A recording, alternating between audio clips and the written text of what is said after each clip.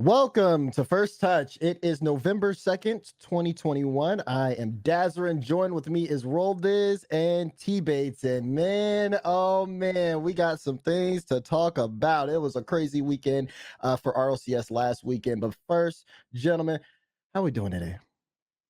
Great, like always. Tuesday afternoon, 2 p.m. now. It's no longer good morning. Base, how we doing over there with that beanie on? Look at him, looking fresh.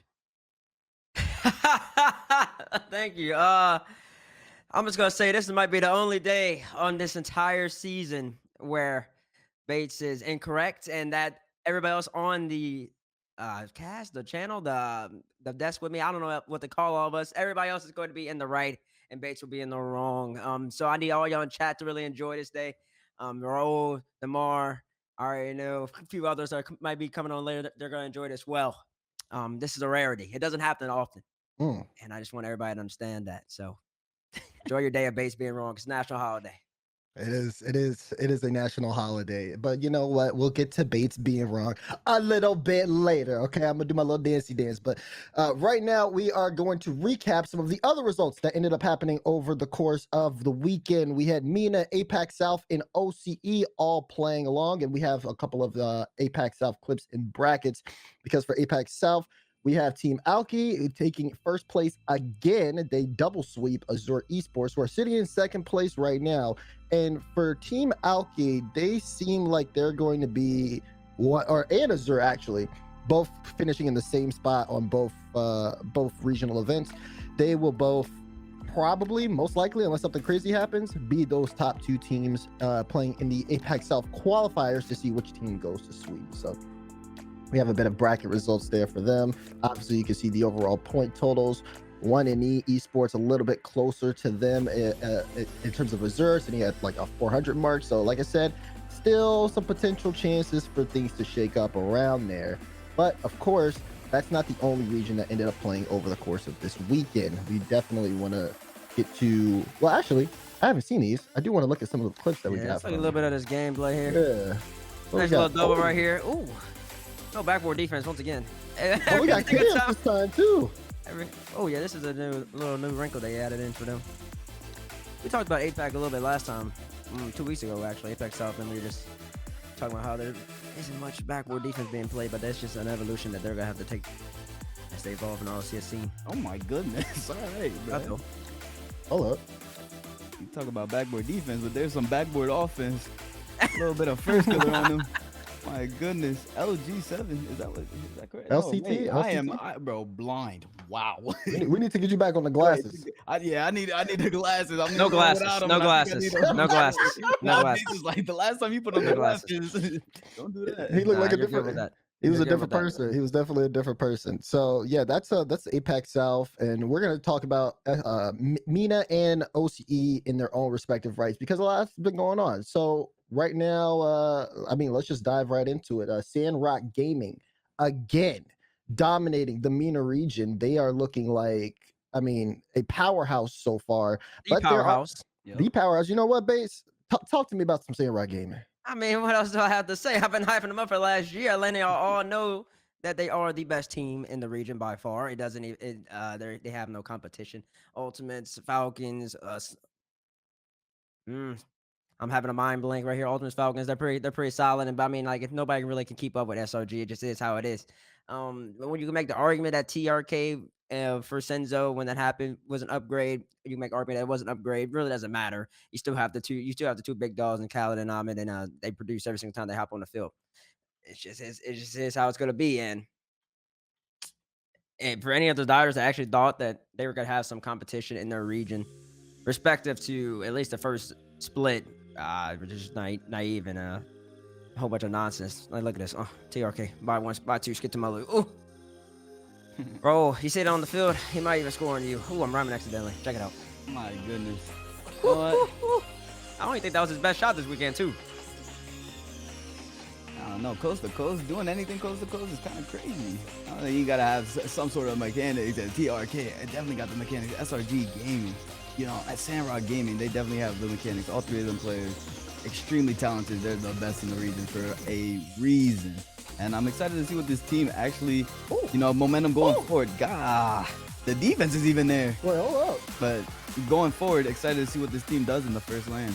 Yeah, and I think it's kind of also an important note that they picked up your roommate as a coach, Roll Dizz. They did do that. They did do that as well. And now I got some insider information on Sandrock. It's so funny talking to Mitz about Sandrock Gaming because he's like, yeah, they all understand English. TRK speaks no English, so it's super hard to communicate with all three of the players individually.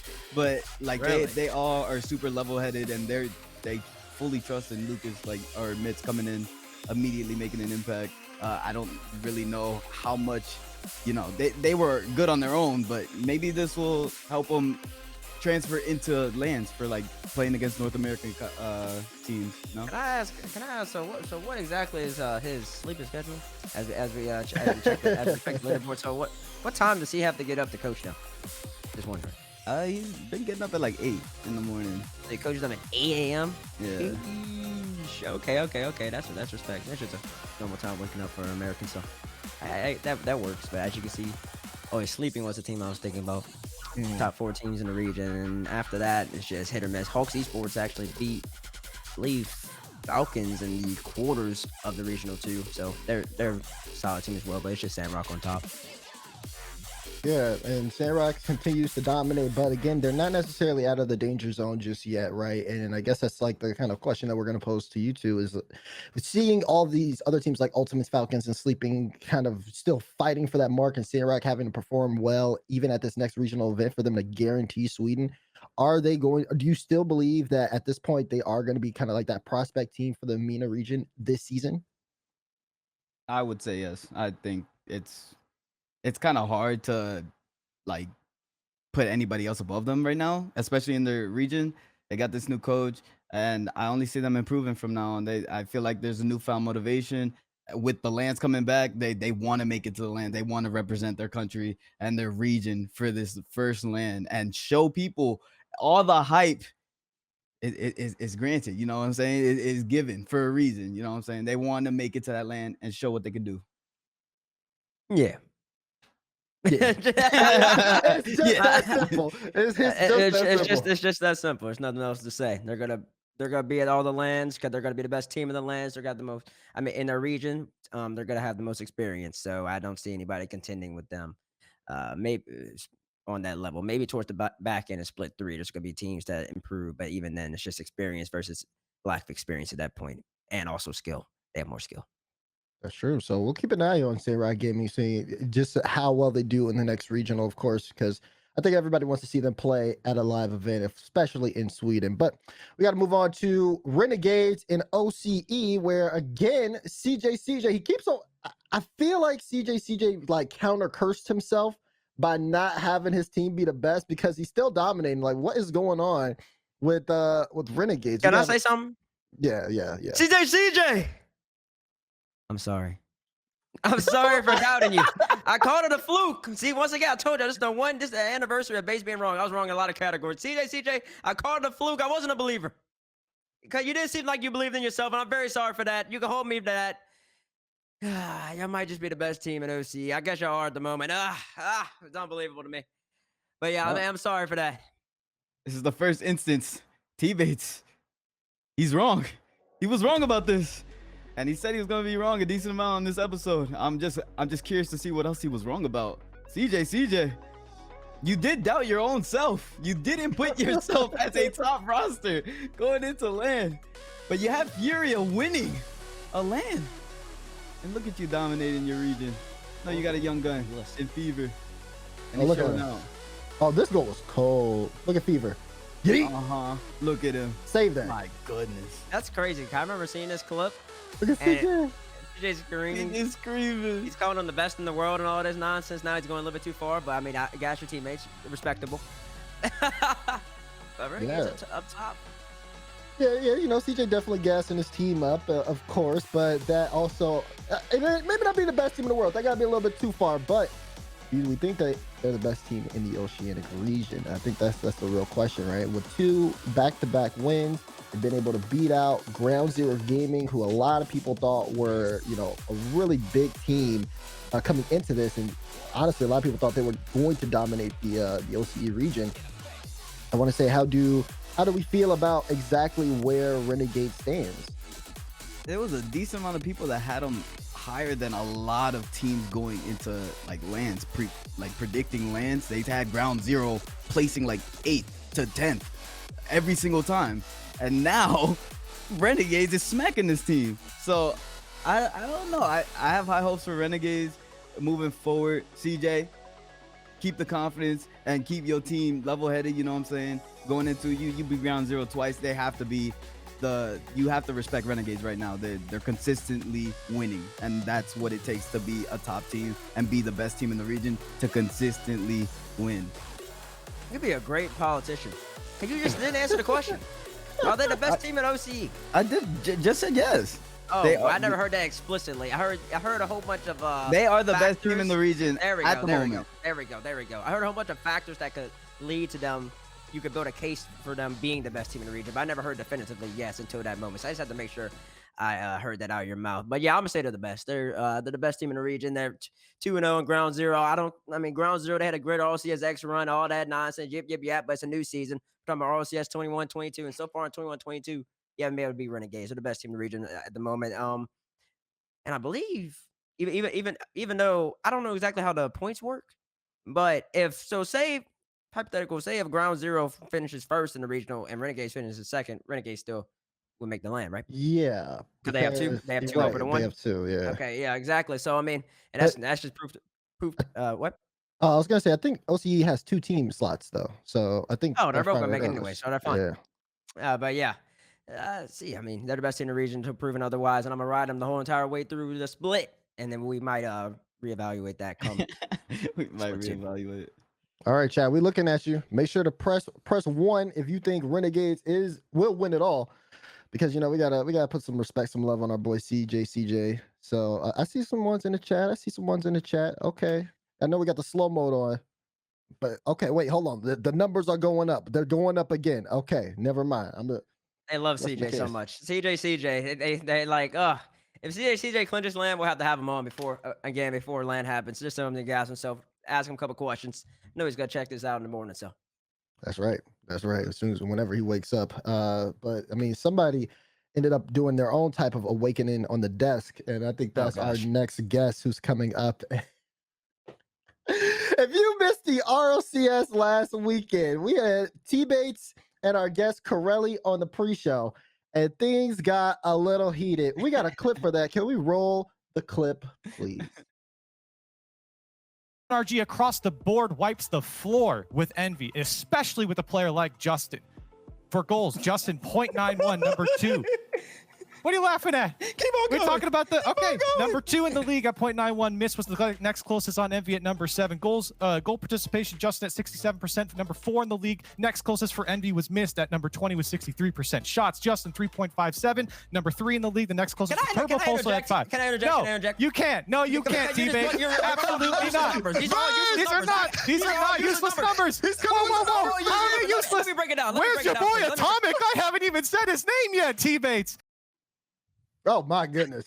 Well. We have Corelli on the show. Corelli, welcome to First Touch. How you doing? Well, Bates. Oh, I'm back, and we got a lot to talk about, my friend. That was only the tip of the iceberg after this weekend. But first off, I just want to say, I've been a fan of First Touch since day one.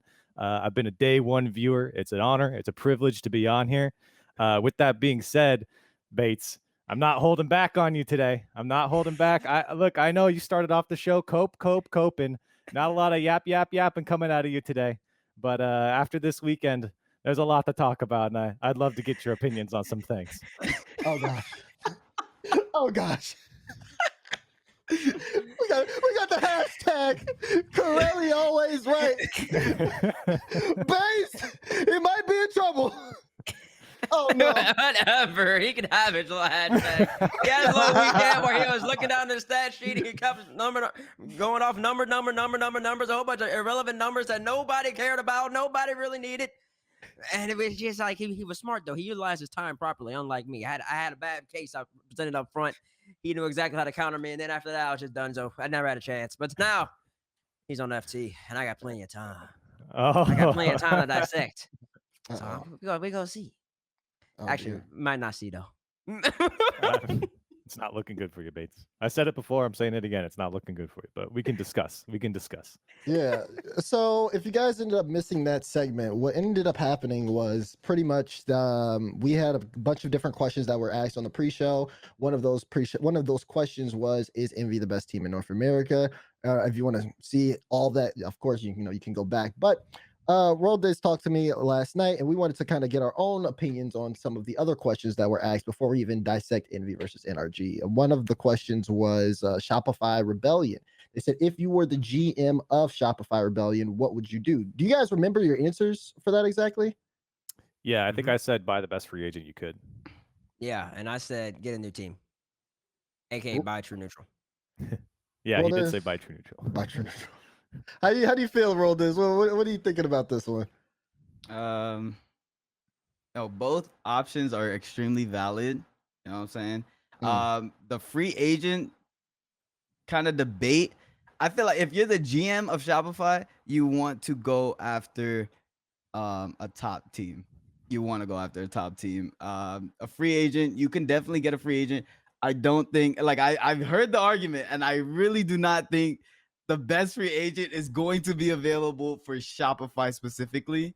And I think we all know it's going to be Daniel, and Daniel is going to be looking for a higher placing team to be on. And I think Shopify can actually pick up, the new roster that is actually looking for an org still, and True Neutral that moved to North America.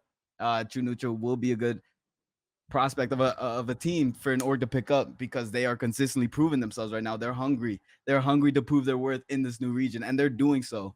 But I think the best case is to pick up a new team.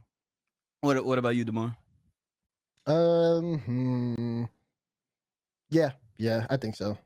I think so, because I think beast mode, no matter what really happened with that, I think it kind of does represent so it just seemed like there's too many different opinions and statements on a lot of different things going on, to where I'm just like, okay, it's a lot happening here.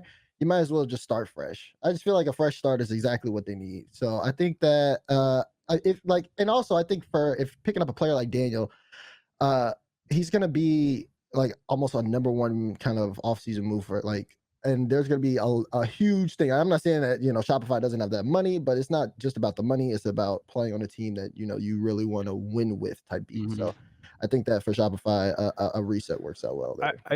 So since I'm the only one who said pick up a free agent, I just want to count. I think it's a good idea too to go buy a team. Also, I'm not really passionate on them having to. You have to get a new free agent. But at the same time, as a GM, you're thinking about it from the business perspective, and if you were to drop your roster, which you have 2 people on your team right now, if you were to drop your roster, it's probably much more expensive to go and try and buy a new team that you're not guaranteed to go get. And True Neutral is basically the best team on the market to get. And if you end up not getting True Neutral, you're left without a team. Yeah. Shopify, they got decals already. They're looking good in that regard. It's probably cheaper and better for them to actually just go and pick up a free agent and try and make the roster work than it is to go and buy a new team. I think if you can win the bidding war to buy True Neutral, by all means, go for it. I think that's a great idea. But I think as a GM, you're trying to protect your kind of team, your entity in RLCS, and you already have 2 out of 3 players on a team here.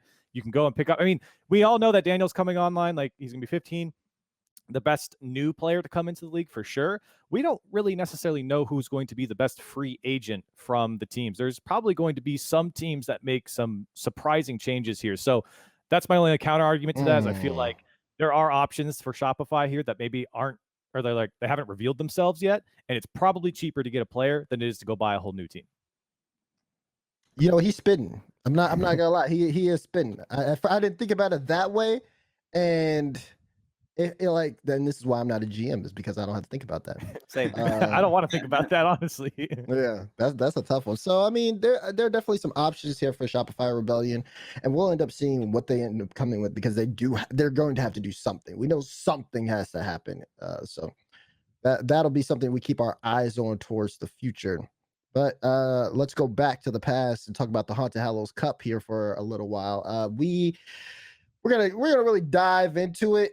First things first, though, we have to start at the beginning so we can really, submit a couple of these breakdowns that happened. Because last week on First Touch, We had Roll Dizz saying FaZe was winning it. We had TBates saying Envy was winning it. FaZe didn't even get out the bracket stage. So let's just really go all the way into this. We'll look at the playoff bracket. Yeah, you guys see FaZe there? I don't see them at all. Oh, Man, Don't keep saying this. Like, you just don't need to keep. We have rolled this big FaZe. They didn't even make the final bracket. Let's see the bracket. I I don't see FaZe here. Like, but I do see you, Roll Dizz. I see Ghost there. So that's I mean, true. That's true. It's a little bittersweet, but you made it. You go.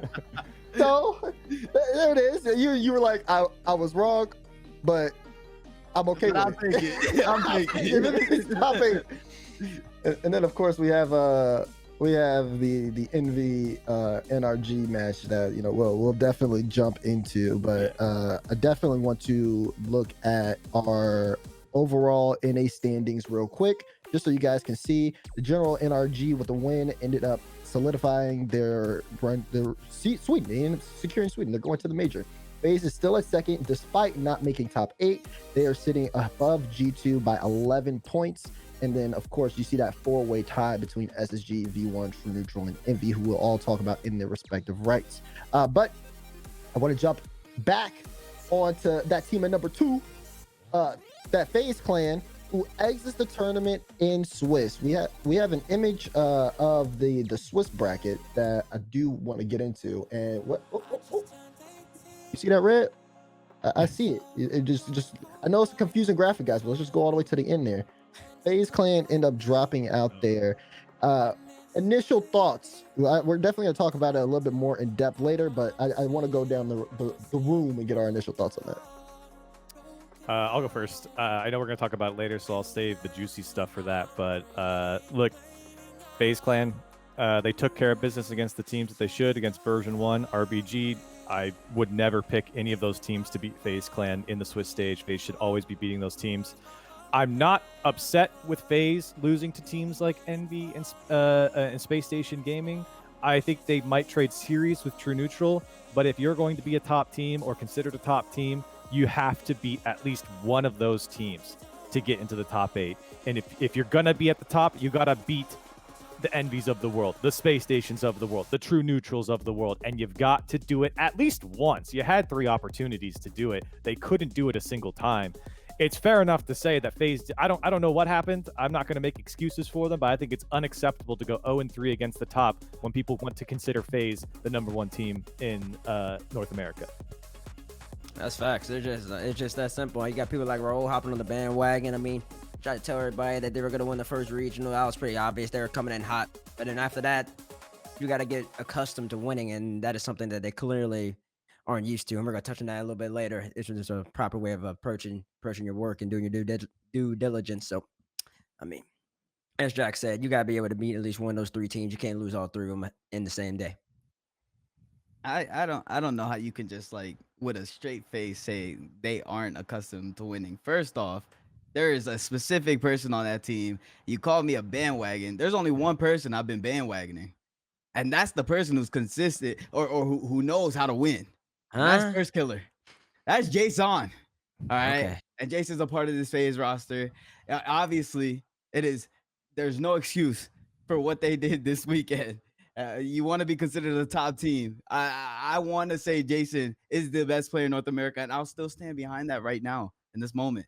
That First Killer is the best player in North America, but he can't be going out in stage, especially when everybody expects this team, knows this team is an upgrade. You just won the first regional. You expect this team to consistently be a top 3 team now, right? At least that's me. I hold them to that standard. They won a regional, and it was a great performance. They looked like a solid team. Now I feel like they slacked. They slacked so crazy in this last regional. You go up against RBG, Alucia's breaking records, 18 demos, disrespecting the opponents, and that's all fine. Like, if that happens to you, like, you got to look at yourself and, like, bro, I can't let this man demo me 18 times, right? But to FaZe, you disrespecting, and if you're allowed to do that to them, they let you do that to them, right? But the other teams, just like Corelli said, Envy, True Neutrals, SSG, you have to take series from these rosters if you expect to be a consistent top 3 teams. When you make it to land, these teams aren't gonna go easy on you. No team's gonna go easy on you. You can't take any series lightly.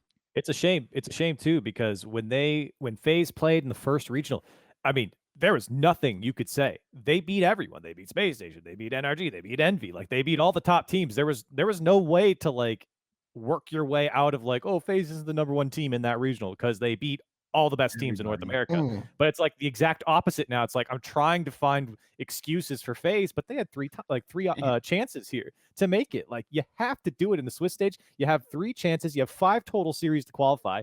FaZe should be able to win 3 out of 5. Exactly, and I just want to touch on. A few things Roll said, because this is a whole bunch of blasphemies coming out of your mouth. First off, first off, since when is First Kill known to win? Do you not know his come up? The kid didn't lose anything. And as long as he was not RLCS, okay. Listen, there's an adjustment period. The kid has now there's an adjustment period. Hey, you had your turn. Now it's my turn. No, because you said an adjustment period, so now I caught you right there. He doesn't know how to win, and I'll tell you right, he doesn't know how to win consistently, and neither does FaZe. FaZe definitely don't know how to win. FaZe couldn't.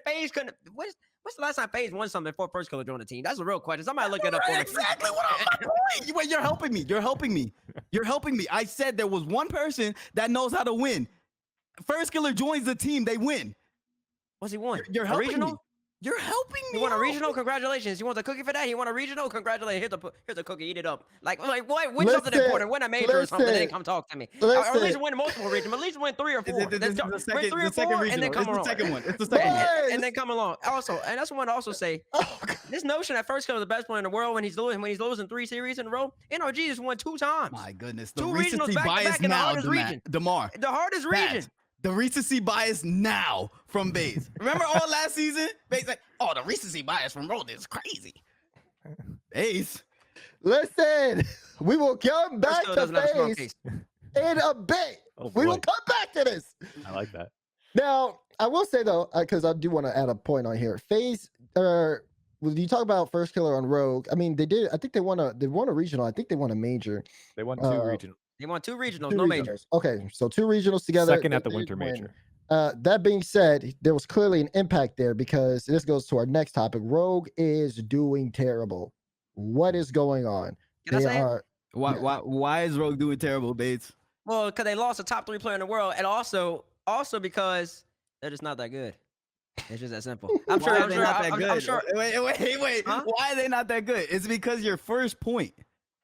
Yeah, when you lose a top 3, let's look at this logically. There's 3 players on the Rocket League field. Okay. You have 1 player who's arguably the best player in the world at times, if not the best player. So he's a guaranteed top 3. We're gonna put him top 3 almost any single time. You take him off the team. You just take him off the team. It doesn't matter unless you replace him with a Justin. It really doesn't matter who's on the team. So like at that point, like they replace him with Gyro. Gyro's a solid player. He's no First Killer though. There's no respect to my boy Gyro.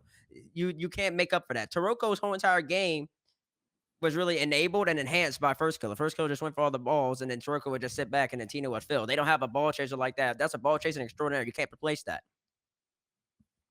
So of course they're not going to be as great as they used to be, or even as good as they used to be. And to see the declines this much, I guess you can see that. You can make the argument that was expected.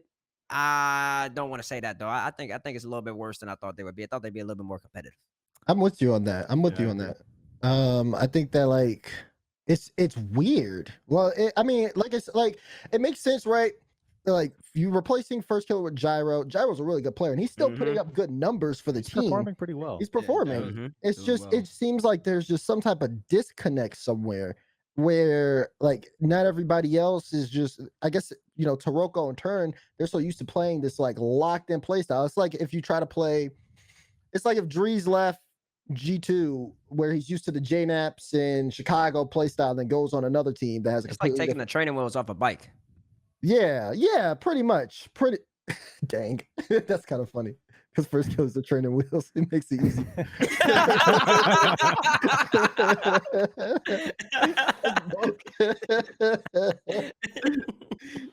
Low-key fact though, man. That's how it is, and you gotta learn how to. It was like you always gotten everything handed to them, and they did to an extent, and they're all really solid players. They're all in the league for a reason. It's just, I'm just gonna let Raul Jack comment on. No, I agree. I'm not gonna come for Gyro. I think a lot of people are like, oh, Gyro. Nobody can fill the shoes of first kill. Let's be honest. In North America, there are very few players that can live up to the first kill level. That guy is statistically at the top in every tournament, even when he goes out early. He's still at the top. Like, he's that good. So I'm not coming after Gyro. I think it is a team issue. Like, I don't think it's like a one player type of thing. I do think Turinturo and Turoko need to take on bigger roles now because they don't, like you said, they don't have first killer to kind of like be that guy. And Gyro, in a way, can be that guy. But to TBates said a point as well, I do think Gyro's coming from a team that was just like straight panic mode the entire time they played in the former FaZe squad. And I think there could be more trust with a player like Turoko on this Rogue squad. But I don't know. Listen, I think Rogue can be better than what they're performing. I agree they're probably performing under the bar of where I would think the Gyro Rogue era would be. It's just not coming together at the moment. I kind of look at Tino, I look at Turoko saying, no, these guys have to fill that void that has been left together collectively that first killer has left. Yeah, I 100% jumping on the backpack. I agree with you 100%. I think Tino was that player, that spotlight player that everybody expected him to come into the league and be one of those mechanical just demons, like just everywhere, all over the place, right? But then he got first killer on his team, had to take a little roll back, step back. Gyro has never been that player to be that activated, except for when he was on PK. But that was all three of those players. When they were there together, they were all disruptive. Yeah, that was a team demos, effort. bumping. Yeah, it was a team effort completely. Now, Gyro goes to the next roster where he's outshadowed by AJ. Now, Gyro's never been a player to underperform consistently. He's always a solid player. You know what you're gonna get out of Gyro, but he's just not a first killer type of player. He's not that superstar player you expect. He's a super solid player, but you can't just plug him into this roster and expect Gyro to put up the same type of performance First Killer was doing. Rock and Tino and Gyro, all three of them together need to come collectively as a whole. You're not going to have the same type of crazy sporadic mechanical plays that First Killer was making for you, but you can do that together as a roster, and that's what they need to figure out. Mentally, they need to be there together.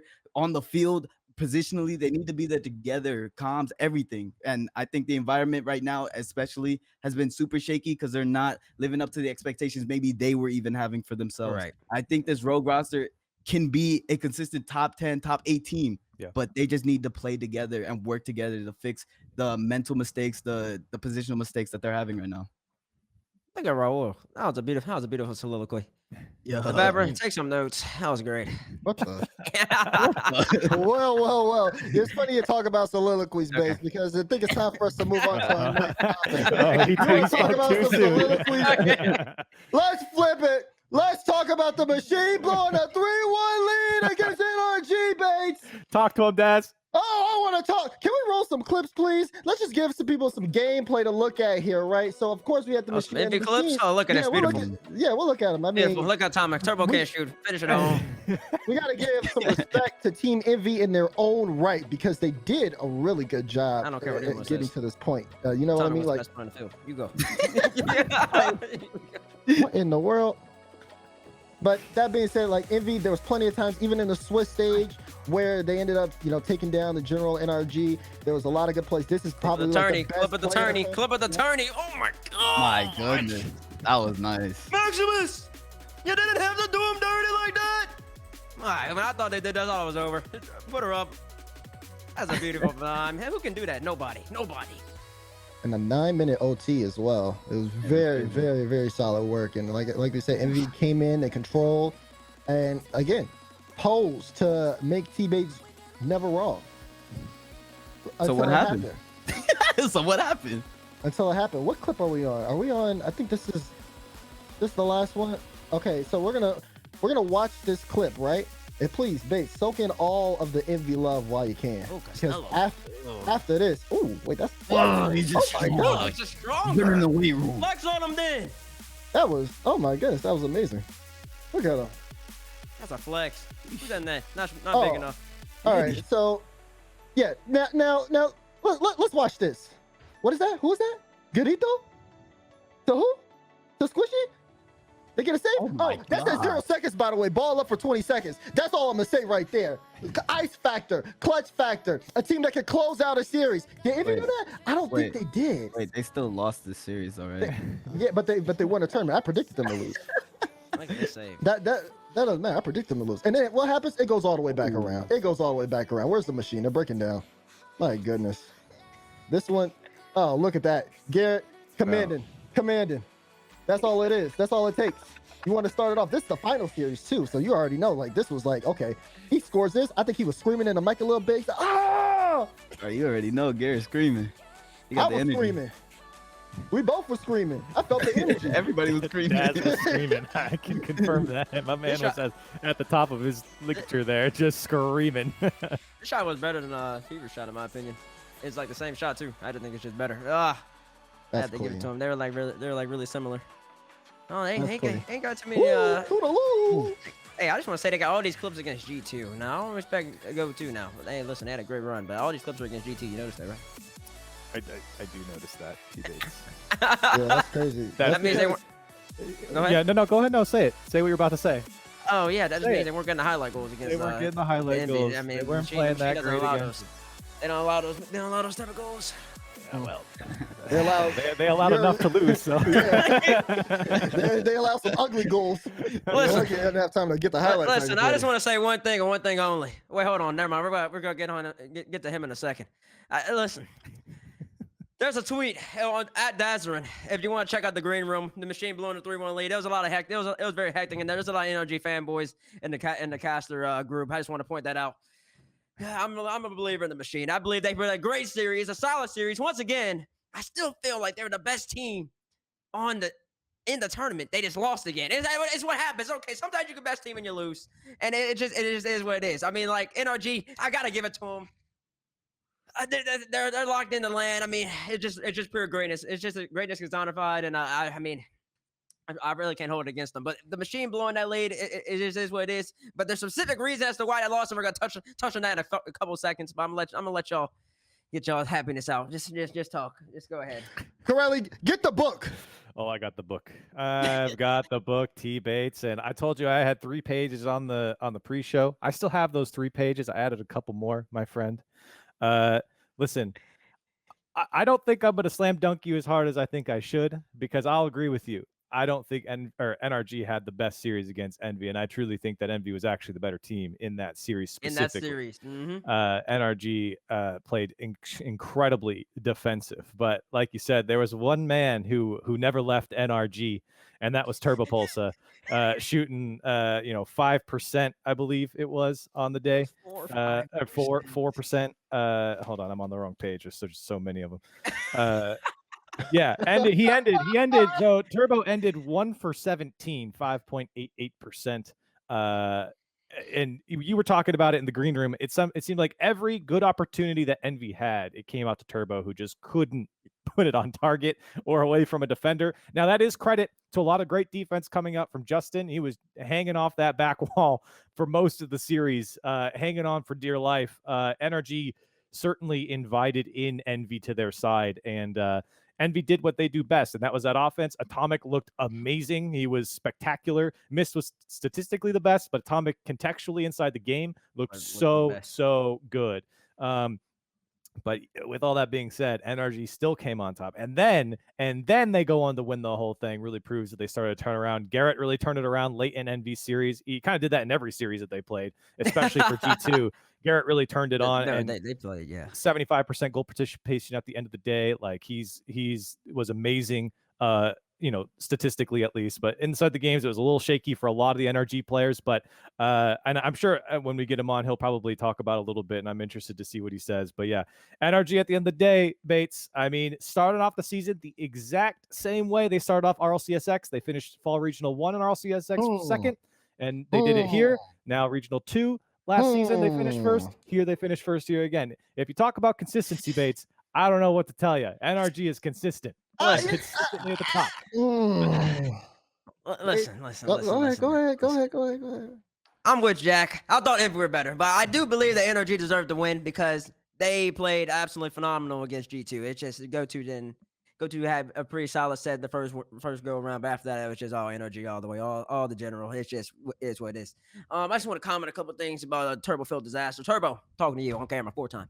I was gassing you in the green room. We were running Champions Field. I was hype. I was ready. Garrett even admitted he didn't even know if he had beat you. And you gave me that performance, Turbo. Turbo, I literally sat in the green room, thought to throw, and you literally passed it right to Justin, who passed it to Garrett, who pointed top right. They weren't going to score, Turbo! They weren't scoring! You had them locked up and let you pass it to them. Oh my goodness! We had them on the ropes. We were making no shots. No shots were going in, but we had the 1-0. We were up 1-0. That's all we needed. All we needed was you not to pass it to Justin. And you couldn't do it. So I'm going to give you the benefit of the doubt 4 times. 4 times, I'm going to give you the benefit of the doubt. It's a bad year, dust off the shoulders. But next regional, I need to see the machine back in business. Because when Atomic's looking as good, it's almost inexcusable for them to be losing that set. I've just never been so sad in my life. I was just like, a team played that well just to lose. I was actually just depressed. I like how expressive you are at Turbo. Turbo's probably looking at you mad, bro. Heavy. But I got one question for you guys. Turbo has lost consistently 2 times in the Game 7 on what is known as Turbo Field. Now, how many times does Turbo need to lose on a Game 7 for this title to get stripped from him? TBates? The title's already been stripped. Oh. It was stripped that series. I just saw 4% shooting percentage. Because listen, Jack, what'd you say? 1 for 17? Listen, see, sometimes numbers give you lies. Numbers are a little bit skewed. You could be 1 for 17, but Squishy, Garrett, Justin, it might be having some incredible saves. Sure, I'm sure there were some incredible saves in there. But let me tell you, he could not make a shot. I'm with he you. was clean You're right. enough. Just play some, please. And You're he couldn't do it. You're 100% right, T-Bates. It's 1 for 17. That's misleading because realistically, I think the game didn't count some of the shots that were so sky high. They didn't count. They could have been up 20, 25 shots. It could have been 1 for 25. I need him to make something. Just make anything. And then on top of that, you have a beautiful challenge. You had a challenge in the midfield that you should have hit. Atomic, your teammate trusts you to get a solid 50, and you're completely whipping the ball, throwing the whole way down into the net. You can't play Rocket League. I can't trust you to get a 50, Turbo. Come on! How you gonna be? You're the 4 time. That's a whole lot of pain. Gosh, A whole lot of pain. A lot of pain. A whole lot of pain. You know who also had a whole lot of pain? Those Reddit threads who are like, oh my god, Dazerin, NRG, in shell. Oh my goodness. And then what happened? They were like, wait, Dazerin picked G2 for the first series? What's wrong with him?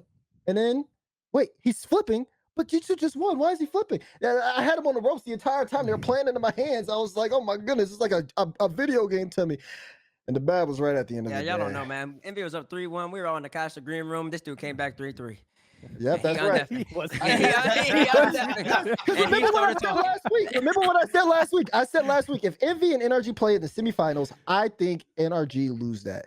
I said they had to play against FaZe and another semi, and then they play in the grands, and that will work.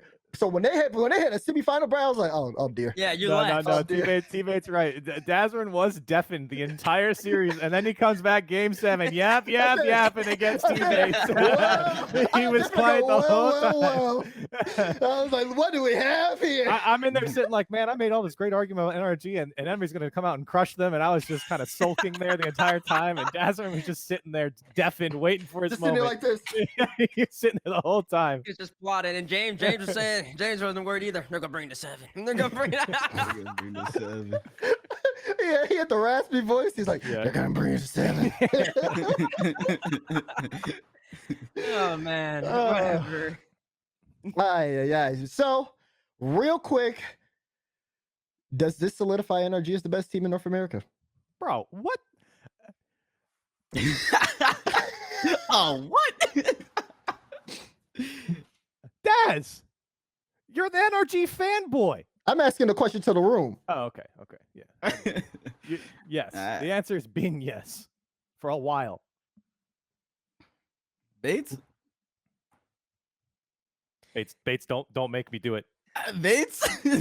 You want me to go first, Bates? Yeah, you go first. Consistently, NRG, best team in North America right now in this current moment. They do it time and time again. Even when I have my doubts about NRG, they prove me wrong. They prove everybody wrong, whoever has doubts. They might have a regional where they don't perform well, but at the end of the day, they always make it to lands, and they always perform at them lands. So, yeah, I think they got to be the best team right now in North America. Yeah, they're the best team. They're the best team. What's The that? machine, I Say it gotta louder. move. Say it louder. I'm moving the machine down to 2. The machine's got a couple chinks in the armor right now. We got to fix them. Yeah, got a couple chinks. Yeah, it doesn't matter how good you look on the field. You can look like the greatest team of all time on the field, but at the end of the day, Gotta win. you got to get the W. It just is what it is. They're the best against the W at the moment. It's just that simple. They find a way. They save everything when you need them to save, when they need to be saved. You got Garrett screaming every single time a clutch shot is needed. You got Garrett free jumping passes like K-Dot boys in the European Championship. They're the best team. They win. It's just all about winning. It don't matter what you look on the field. It's all about winning. That's what they win. I'm happy today. I'm having a good day today, okay? You know what's going to make me even more happier? Introducing our next guest for the show. We have the captain of Captain America. Already confirmed from Sweden. He's going from America to Sweden with the lock of the last tournament's performance. We got GarrettG. Let's bring him in. Garrett, welcome to the show, bud. Thank you. Oh man, I'm feeling great. I'm feeling great. So first thing, so I said it as we did the intro. How does it feel? How does it feel to secure Sweden? It feels weird, to be honest. It doesn't feel real. We haven't played a LAN in so long, so I think it's gonna be one of those things where I gotta wait until we're actually going to make it feel real. But I'm just glad I'm not sweating going into this third regional. I've never seen so many pros playing ranked right now. I queued ranked last night. I saw half the pros playing. It ranked is popping. Everyone's sweating. And we're just kind of chilling. So, thank God for that. But honestly, I'm more excited to watch the third regional than play. I'm really excited to watch. But it's definitely a lot of weight off of our shoulders, not having to be in a 6-way tie, 5-way tie, whatever it is. That's crazy. This format is rough, to be honest. It's really cutthroat for sure. Go ahead, Jack. You got stuff energy. Go ahead. I did. Well, look, I want to talk. Let's start with, before we get too far ahead of ourselves, let's talk about the Envy series, right? That's what you've been listening to us the entire time. You know what we've said. I thought that you guys didn't actually play that great. You guys were incredibly defensive. Like, how do you view that series? Because it felt like Envy definitely pushed you guys into a corner a lot of times. What was it like for you guys kind of having to navigate Atomic, the way he played that series, and trying to find some sort of offense? Yeah, I mean, you're not wrong. I felt terrible. I felt awful, to be honest. Even the first 4 games, like I think we ended up taking one of the, we're down 1-3, so we ended up winning the game. But I felt awful. Same thing TBates is saying about Turbo. I was the same way. I think I had a free shot and I hit it into the corner. I didn't even get a shot registered. But the difference is that I started filling it towards the end, whereas they were filling it at the beginning. And I'd much rather fill it, during the end of the series. But the whole defensive comment, I don't think is as bad as it seems, because every time we've had pressure versus Envy, we've lost a series. I mean, they have the best defense. You can't sit there and shoot free shots. You have to get them out of their side. So honestly, that's our game plan versus them. It didn't look that good because we weren't playing that well. But we feel more comfortable on defense versus them than offense, because miss and net, I mean, unless you're demoing him, you can't score. Like, it's not possible. And the way Turbo he's always behind you demoing. So if you're stuck on offense, giving them free counterattacks is, in my opinion, when they win the most, is when they're stuck on defense. Like, they seem the most comfortable on defense as well, because you see them when they're on their when they're on our offensive half, they make mistakes like pushing up too far, or Turbo makes a whiff and Atomic is already reading the ball like it's flying right and stuff like that. So I think that is not as big as a problem. It's just we were not hitting our shots either during the beginning. We looked pretty rough. Like, we weren't finding each other well at all. Our comms were terrible. But then we ended up, I don't know what happened. A flip was switched. I feel like they got nervous, to be honest. Like, it seemed like there was a lot of pressure on them to win that match compared to us, because we'd already got that second place. We're not chilling if we get 4th, but we're not in a bad spot at all. We get 2nd and 4th. We were happy that we beat Space Station, because it seemed like to us we got a really hard first round, and we were content with getting top 4. And then everything else besides that was just a bonus. And so far from playing Envy over the past year, it seemed like when there's a lot of pressure, it's not the same Envy. Like in regionals, once we went through a few regionals, like, they were really good, but every major we 4-0'd them. We 4-0'd them 3 times, I think, every major. It feels like so far like they haven't done it under pressure yet, which they have Turbo. They just haven't yet. Is what it seems like to me. So it felt like it was a different team as soon as they got on match point, if you want my honest opinion. Oh, he's saying Envy are the choke stars. Even with a 4-time there. Even with the 4-time, they're the choke stars. Choking. There's 3 players Machine. on a team, so it's not just on one guy. But we did specify on one particular player, and it was the 4-time that choked this time around, apparently. So. They all definitely did made. I mean, mistakes. if you play so well in game 7s for years, you're gonna look at him game 7. So I don't think it's all his fault though. Yeah, I mean, a lot of those missed shots set up goals. Like I feel like nowadays sometimes missing the shot is better. So I don't think That's fair. the shooting percentage is always accurate. Obviously 4% is pretty low, but I mean I've had series where I had 10% and had 2 assists a game. So yeah, it's just you got to look at it with context. But he definitely didn't play amazing. I'm not saying he was the best on the team or something, but yeah, he has a lot of pressure on himself game 7 now because he always ices up. Like he can't do it 100% of the time. So that's facts. Me, I ain't gonna notice that to that. I'll ask another question. Garrett, I want to ask you about, I mean, you've clinched major now, so we've talked about energy at Envy. Well, actually, let me back up one more time. Give me your thoughts on G2. Give me GarrettG's thoughts on Dries, because I've got thoughts, but I want to hear you first. Give me thoughts on Dries. I think Dries is good. I think he needs to get off West Ping.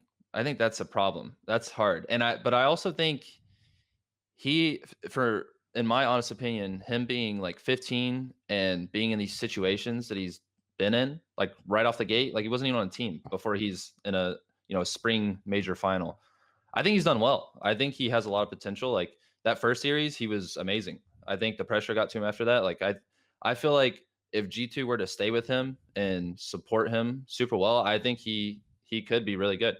Like he has all the tools to do it. He just make some mistakes in major moments, but he's not the only one making mistakes. I mean, JNaps was making just as many mistakes. It's just, I think Dries right now is kind of their scapegoat because JNaps and Kago are so good on offense that I feel like JNaps or even Kago's mistakes on defense are kind of not looked at as much as Dries is because he's not a part of that duo that JNaps and Kago are. I think he's really good. Like every time we played him, it's felt like he kind of added that big like delay game they didn't have. Like I think which could they improve? Like if they would have gotten a first killer or something, I'm sure they would have. First killer has already proven himself. He's already been in those situations, but I think Dries might be a risk worth taking unless they have for some reason they get like a top 6 player from NA.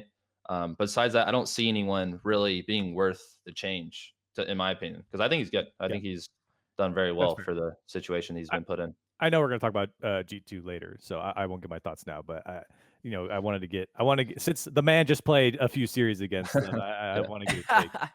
Well, listen, everybody's going to be buckled up. If you guys are just now tuning in, this is the crew right now as we go through the rest of these. And I need to, we gotta, like I said, there were some things that we needed to hit on that we are now going to hit on. We're going to start all the way back from FaZe Clan not making it in. But specifically, what we want to talk about is what happened in the RBG series, because there's definitely a lot of different conflicting opinions. If you guys are unaware, FaZe Clan set a couple demo records in the RBG series. I think it was like 20 in a game, and 18 of them were from Illusion. And I think the biggest question we want to pose there for FaZe, or for I guess even any team, is like that type of play style. I think there's a lot of conflicting opinions on that play style where you just have one person demo chasing the entire time. Some people view it as BM. Some people think that, well, you should probably just play better as a 2v3. So I want to get your guys' opinion. We can start with Roll Dizz and just move through. I've kind of touched on it earlier when we talked about FaZe. I said Illusion was just going around demoing. Honestly, if you allow that to happen as a roster, these 3 players on FaZe, extremely talented, and a team like RBG, not that much experience going into regionals, coming into it. You got some players that have been in the scene for a long time, but playing against these top teams, it could be overwhelming at times. And especially like a first go around, you're just trying to make sure that you're in the right spot, which means that you're not focusing on other aspects of the field. Making sure securing your own boost, making sure you're going to get a midfield boost, even leaving your rotation to secure some sort of boost so that you're not driving around the field like a snail. You're not sitting there as an easy demo target for Illusion, who's taking all of your boosts, and he's just gonna run you over and over again. Now, my opinion about this is if you let this happen to you, you deserve it. Honestly, it could be looked at as BM, but you got to move around the field. They're gonna do this to you, and if they beat you in the 3-0, okay, like you gotta do something about it. Do something about it because it's a 2v3. He's taking all the boosts and he's demoing you. Like, I don't know. I feel like there should be no it could be considered BM, but if you're allowing it to happen, then you deserve it, honestly. I mean, personally speaking, I love like I'm just better than you mentality. I think that's okay, as Raul said. But I also think there's something that goes with that. It's just you gotta be in the right mental space, and that's what I was talking about. FaZe don't know how to win because there's one part of you that knows that you're just better than them, and like RBG, that's on you for not being able to compete with a team who's just got a guy chasing after you. It's just how it is, regardless of whether that's standard Rocket League or not. But then also I do feel like that played a part in FaZe's unfortunate day because they were more mentally in the same space as they usually were. Their preparation wasn't their way they approached their first series wasn't their atypical way of doing it, and it definitely affected them. So it's just like a hand-in-hand thing. But I mean, I don't mind it. I love it. I love that I'm just better than your mentality, and there's nothing you can do about it. And I'm just gonna flex it on you too. It's funny.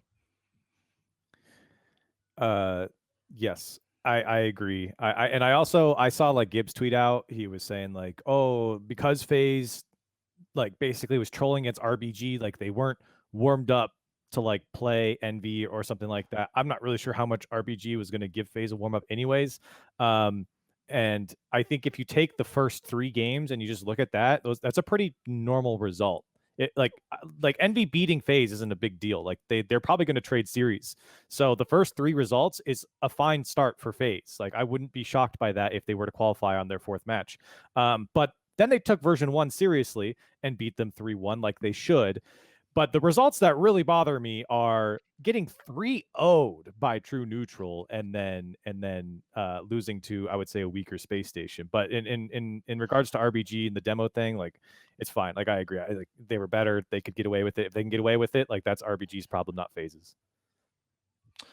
I'd say, I don't really have a problem with it. You wouldn't see us doing that though. Like Why though?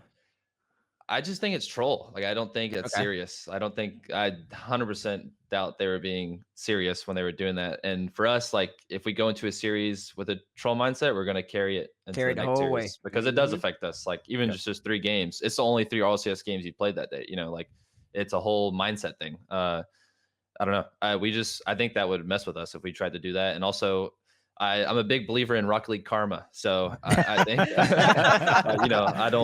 I'm not a big trash talker, and that's why really, I believe it comes back to bite you. So, I mean, I wouldn't do it, but I didn't really have a big problem with it when I heard it. But I don't think it's a legitimate strategy. I don't think anyone thinks that either. Right. I'm just going to jump off of what Garrett said. And Jack, you mentioned the V1, like the mentality, like FaZe in their minds, we control against RBG and we can still beat V1. Like, right. It's just like continuous, and then once they finally play like a really, really top team, it just like kind of got slapped in the face a little bit, and like it's just whether they can get that mental reset, and that's what I'm talking about with Roll. They're not accustomed to winning, so. Okay, well, we're talking about FaZe winning, and they definitely didn't last regional. And my question is because a lot of people, I think even Miss said it when we interviewed Envy on, I think it was RLCS? On RLCS. We asked about if FaZe was honeymooning, and he says their honeymoon is over. So I'm going to ask you guys, do you guys agree? 1, was it a honeymoon? And 2, is it over? I got to get Garrett's opinion. You want me to go first? I mean, I think every team honeymoons. I don't think it was all honeymoon though, but I will say the way they played was like they're going to have to be playing really good to do that again. Like AJ hit a shot with an angle I don't even think I've seen in RLCS. A reset shot? Yeah, it was like when he redirected above the backboard or something. Yeah. Like that was a crazy shot. Like I'm not saying he can't do it again, but it'll be hard to like have that performance consistently. They're a good team. I think Alu played the best I've ever seen him too. This past weekend? No. No, in the first one. Okay. I wouldn't say it's all a honeymoon. I think First Killer is really hard to play regardless of what team on. The thing that I have for First Killer before like he's amazing. I want to say, but like the next step in his career, if I was looking from the outside, not even as a player, like I would I need to see him do poorly on a team and then bring that team back to playing well. Because for Rogue, for me, it felt like only like 2 events they did super well in, 2 or 3. They won Regional 3 winter. We beat them in the major, and then they won Regional 1, and then after that they fell off. Never came back ever. First Killer is still playing well, but how you affect your teammates is very important. And unless First is just going to keep hopping, I want to see him like bring his teammates back up once they have a poor performance. I'm not saying he can't do it. I just haven't seen it yet, and he also hasn't been around super long, so it's definitely possible. It's just I think that's when you're trying to build a legacy as a player, that's important as well. But no, I don't think it was I think they were honeymooning for sure. But I think they're a good team. I think they could go to Regional 3 and win it personally. I mean, they're just really skilled. I think the way they play like fits the meta super well. I mean, you saw us versus G2. I just started demoing, and all of a sudden we have all this pressure. So they fit the meta. I mean, they're not a bad team. So I definitely could see them bringing it back. Off the honeymoon period for sure. No, I like that response. Saying that First Killer has to get some leadership qualities. Garrett was saying, take after the Captain America himself, Okay. First Killer, if you want to watch any VODs okay. or anything. But yeah, I agree. This would be a big step into what I argue against TBates. First Killer being a winner, it would allow him to win a lot more, to affect his teammates in a positive way instead of him just playing, his game, which he's really good at. Wait, so are you retracting he's a obviously- winner statement?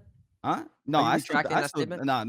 Okay. I think it would help him. It would benefit him to learn leadership qualities so that he can uplift his teammates, so that the overall team as a whole can just be uplifted. The environment will be a lot better. The gameplay will definitely benefit from a positive environment on the team. So I agree with you, Garrett. I think he definitely needs leadership qualities, and they will benefit him.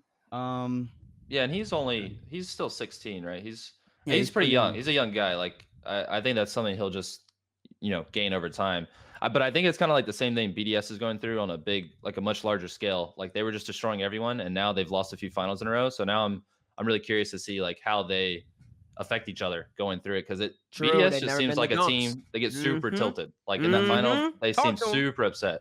Yep. So that's a skill. That's a skill, like bouncing off of that. It's really hard too, because like when you go through a super toxic, I don't even want to say toxic, and I don't know if FaZe is being toxic, but looking at BDS's like FaZe scans seems super stressful. I mean, Extra got up and walked away. Are they going to bounce back and like have each other's backs on that? So Right. I don't know. That's the more interesting part of like professional Rocket League to me, not just like the skill, but like how the team dynamic works. And I'm just interested to see how, because that was an issue. That was the thought we had with FaZe is like, once they start losing, are they going to come back? Because I've never, AJ doesn't strike me as like a super, person that has like his teammates always in mind. Not saying he doesn't. I've never heard their comms and stuff, but I'm just curious. I'm curious to see how much they work together to bring it back instead of, or if they just focus on themselves. And I don't know. We'll see. It's very interesting to me though. No, I think the last few points that a couple of you guys have made is what happened to FaZe. I think something happened in a couple of those games, and I'll just kind of lay it out for you.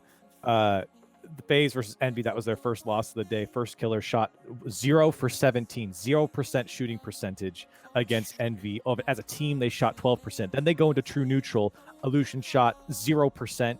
First Killer and AJ were 1 for 8 for each of them, 9% shooting percentage for the team. AJ then went into against Space Station Gaming, shot 0 for 10, another 0% shooting percentage. Like, I agree with Garrett what he said earlier. These are just stats. They don't always like add up to, they could have scored off of the missed shot, but that's a lot of zeros on the board in three losses in a row. And so I'm actually willing to give FaZe the benefit of the doubt and say, you know what, maybe it was a bad day. I mean, the honeymoon's definitely over. That's the question. The honeymoon, if there was one, it was over. I was a little suspect on FaZe in Regional 1. A lot of Game 7s, some suspect double commits coming up from AJ and First Killer. It felt like their cars were hermetically sealed to each other.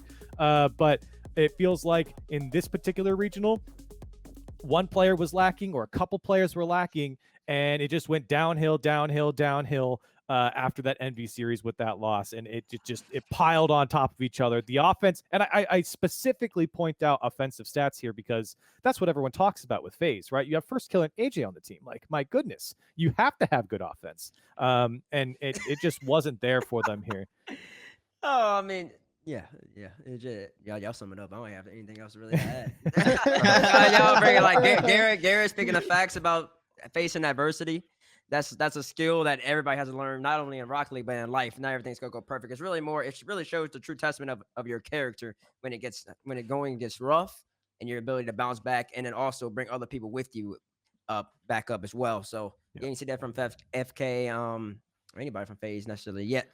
And then and then I gotta side with the honeymoon. I do think the way they played in that first regional was actually absolutely ridiculous. They would score negative angle shots from whenever they wanted to. They would save everything. It just looked like the game wanted them to win. So I mean, but I think it'll be near impossible for them to reach that level of Rocket League again. But to be the best in a regional or major is still a thing that they could do. It's just whether or not to be seen. I just want to add real quick too. I think like the offensive stats aren't completely useless.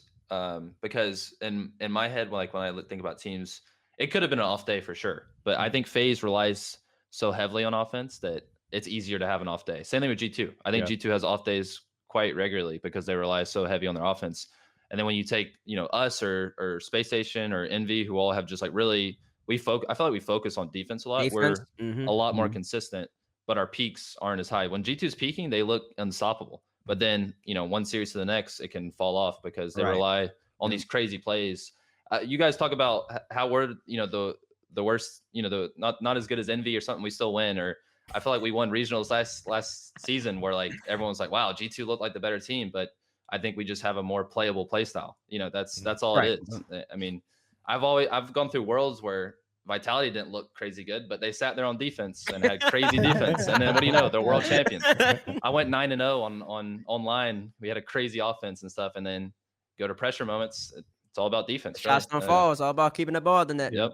So I think FaZe's play style is one where these Fridays or these like 1 day group stages, like it's possible that they're just not feeling it. But I think they will reach that peak again, to be honest. I can't write first off. I just can't say that, he's going to rely on the honeymoon. He's going to be mad. I think they'll be good next regional. Yeah, now that you guys brought up these couple points, I was gonna kind of bring that up. Like defensively, we watched last regional FaZe. I wrote notes down for their series watching them, and the main point was triple commit pre-jumps. Like in the net. That's all they were doing. It was like triple commit pre-jump saving everything. That's because they were getting away with that in the first regional, though. They were, and they were. And obviously we were like, can they repeat the same level of defense? And I told you no. And you said no. You were right, babe. You were right. They didn't do it. Ain't happen again. Yeah, it didn't happen again. So no, that's crazy to look at because Garrett brought up another great point about the NRG versus G2. People were like, G2 look like the better us. They place a couple of shots. They beat NRG, but G2 is so offensive heavy and NRG so defensive. They're more consistent and they punish on those counterattacks and the mistakes. So it does make sense. It makes sense. Defense wins games. Defense wins championships. That's right. So, I mean, and we'll see whether or not FaZe can make it back to that spot or not, right? Obviously, they have some scenarios that we'll get into next week when we talk about scenarios for Sweden. So they're definitely on the board, but they're up there. They're in second place right now. They're in a good spot. We'll see how that looks. Now, another team that has been doing their best to try to impress and make Stockholm is True Neutral. And that's going to be the one we get into. We have some True Neutral clips as well that we're going to roll. And for me, it's been this has been a team that a lot of people had a lot of questions about coming into this season, whether or not the move was right for them to even move to North America. And now they've been in North America. They've had 2 top 8s in a row. I think that in this last tournament, they had a top 4. So they continue to impress, but do we think that they can make it to Sweden? Are they Stockholm bound? I want to get the opinions of the room here on this one. Stockholm bound. That's just so dependent on bracket. Are they one of these 4 teams that have like 350 points? Yes. Yeah. That's just depending on bracket. It's really depending on what our man at this desk is doing at the moment. Because nobody knows how NRG is gonna play. Like Garrett, I'm gonna ask you this: y'all going in like full like y'all want to win or y'all like I don't even know like what's your mentality going in. I think I'm assuming is it still for seeding though? Nah, never mind. Y'all still going full on out. But like say a team plays NRG in the first round or second round, I mean that changes the whole entire dynamic for points. You know what I'm saying? Yeah. No, we're definitely gonna try to win. We don't want to, because in the past I have a situation that it feels exactly like this. Like we qualified for Worlds and then kind of took one of the DreamHack qualifiers like a little bit not as serious, and I feel like it kind of ruined our whole mindset going into Worlds. So we're definitely gonna keep it serious. You know, we're not gonna. We'll definitely be relaxed. That's for sure. It won't be as nerve-wracking as last regional, but we're definitely gonna be taking it serious. So I wouldn't say it's good to pull us. It's not gonna be like a free best of 7 or something like that. Well, keep in mind, I mean, you guys already qualified for major, but these are still points for Worlds too. So, I'm not saying you were going to do this, but yeah, you guys shouldn't come in sleeping because you still got a long season ahead, and NA's super tight this time around. So keep that in mind. Like Worlds is still on the line, even at this point, And I think seeding will matter for this lane. Like we get a good first round, like that could definitely help us. And compared to pulling, I don't know how the seeding is going to work with other regions, but pulling like a high seeded EU team first would be not ideal compared to someone else. So. Right. I don't know. But anyways, to answer the question, since I deviated from it, I don't know. I gotta think. Because really what it comes down to, and I think it's really for all of us, I think it's safe to say that NRG's already in it. They're the first team to qualify out of anywhere. And then you're gonna have. I think FaZe are still gonna qualify. I think we can all agree on that. Yeah. Yeah. Okay. Sure. I think G2's qualifying, so that's 3 spots right there. 3 spots. And so then it comes down. It's gonna come down to the bracket. It's all the polls. It's all about the Swiss. Cause if NB ends up playing V1, that gives them a higher chance than if TN plays SSG. Yep. Yeah. So it's just really hard. It's really hard to determine whether or not they're gonna make it. It's gonna come down to. It's gonna come down to that Swiss. Whoever the Swiss is. So really, the question really should be: are they gonna go 3-0 in the Swiss? Because I feel like 3-0 guarantees them. And then they gotta hope Space Station doesn't go 3-2 if you go 3-0 as well. They gotta hope. It feels like you can't do anything. You just have to hope. I kind of want that though. I want 2 teams that need to make it playing against each other. I really want that because that means like you deserve it over that other team. Oh yeah, I'd rather that. That's better. I'd rather that than say TN had to play NRG. They just get smacked, and SSG's like, all right, thanks, we'll take it. SSG's playing. Isn't Exit up there too with the points? They're Next like, is 300. 300, so they're 50 behind. 50 behind. Yeah, they're 50 behind. Okay, yeah. So it's all doable for our team. Roll, even y'all can make a little push if y'all do well. Bro, it's up there. I gotta win the thing. I'm asking question. I gotta win it, bro. Yeah, I'm gonna say no. I'm gonna say no. I don't. No. I'm not seeing it. Corelli, you got your answer? It's tough. It's so tough. The question is, do I think they're making major? Yeah. It's so tough. It really just comes down to: do you think they're gonna get it over NB and SSG? It just really depends on who they play. Like I don't know. I don't know how they do against NB. This is an impossible question. I think SSG is more winnable. I think my brain says no, my heart says yes. I think it's gonna come down to the day, not only when it comes to the bracket. Like I'm assuming they get into the tiebreaker. This is what I'm imagining. I'm assuming they're I think TN are good enough to get to the top 8. Tiebreaker situation to get to LAN, and then it just depends on who they have to play in that type. Like that's going to be a lot of pressure going up against the likes of teams like Space Station or Envy that are they're gonna show up for those. Like there's no way that Envy lays an egg in that type of series. There's no way, especially with the way Space Station plays, they're gonna have a poor series in that day. So you say that. You say that, but Garrett's talking about it. He's saying Envy are the choke stars. I said so far. I didn't call it. You said choke stars. I said nothing about choking. Nothing about choking. I'm saying So they're the far. choke stars. Yeah. I think I'll say this generally. I think True Neutral is good enough to be top 5. Yeah. In North America, no doubt. Like without a doubt in my mind, they're good enough to be top 5. I don't know how much farther they get than 4 or 5 personally, but it really comes down to how the Swiss bracket turns out, and then if they get into that tiebreaker, who else is there? There's so many factors for True Neutral. Do I think they're a top 5 team? Yes. Are they a top 5 team right now? Oh, it depends if First Killer shows up. It depends if Envy's playing well. It depends if Energy's playing well. I mean, it just depends on so many things. A whole bunch of factors that they can control. You basically just gotta. They basically just gotta worry about themselves. That goes for any of these teams. Yeah.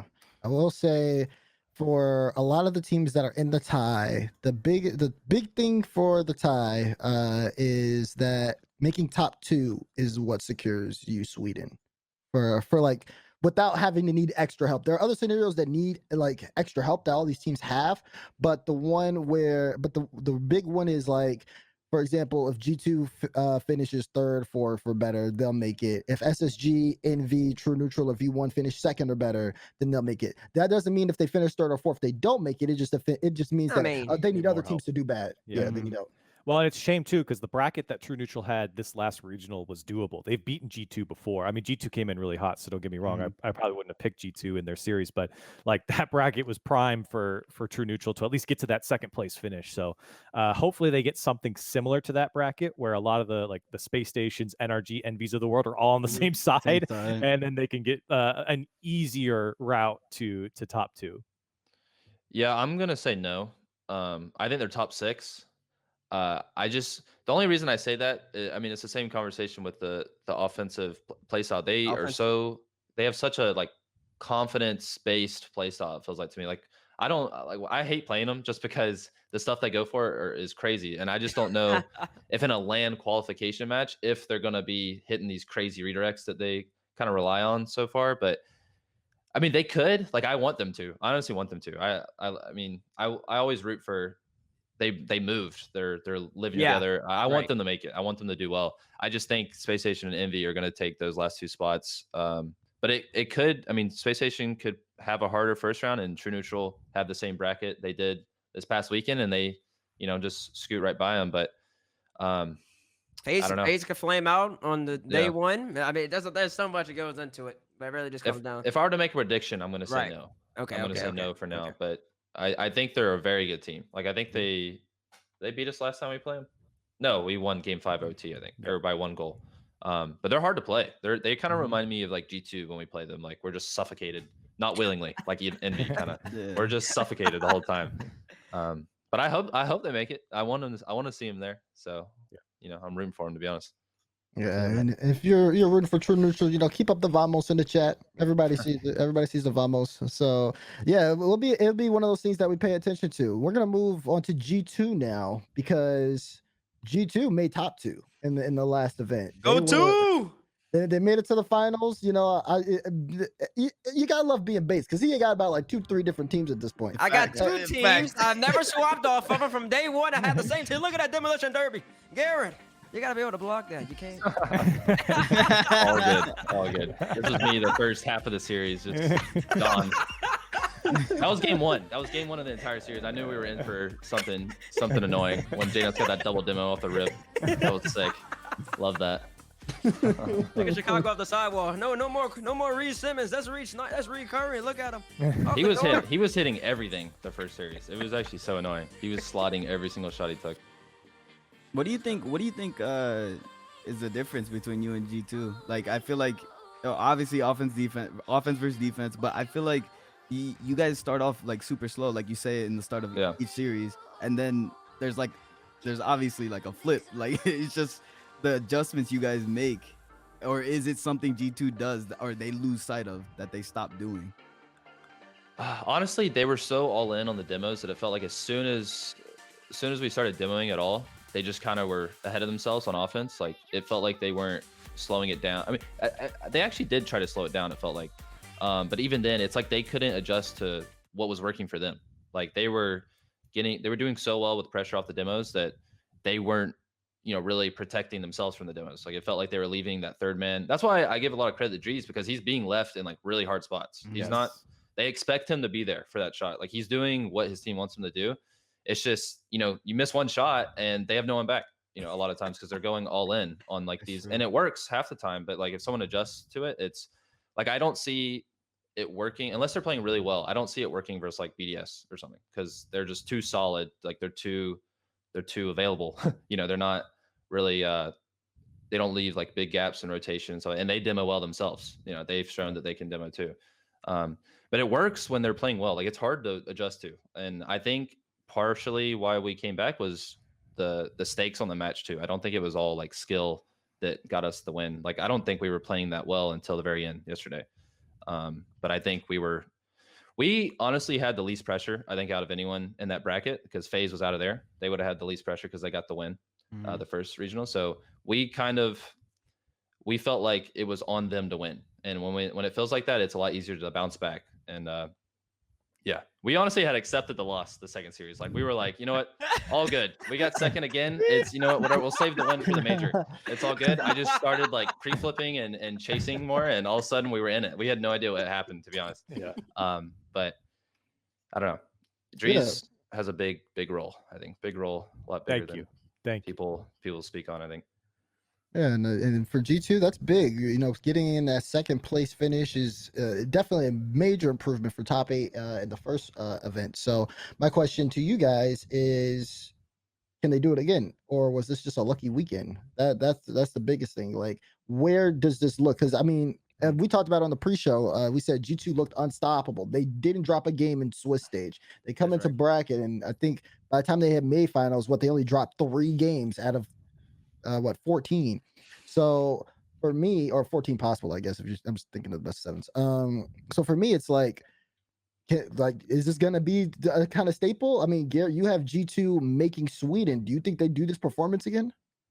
I think they can. I think if JAMPS is feeling himself more, they could have beat us easily. I don't think he was his normal self, to be honest. I felt like Kago was like, especially in the second and third series, he was the one keeping them afloat.